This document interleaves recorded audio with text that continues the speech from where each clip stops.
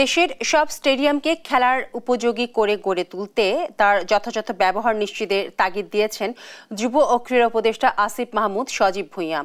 শনিবার সকালে নাটোরের কানাইখালী এলাকায় সদর উপজেলা সহ 14টি মিনি স্টেডিয়াম উদ্বোধন করেন তিনি।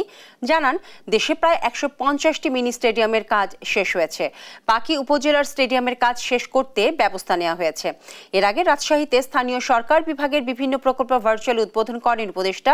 এসব প্রকল্পের মধ্যে রয়েছে সড়ক উন্নয়ন, পানি নিষ্কাশন, কমিউনিটি সেন্টার এবং ক্রীড়া অবকাঠামো উন্নয়ন, যা নগর এবং গ্রামীণ এলাকার জীবনমান এবং যুব উন্নয়নে সহায়ক হবে।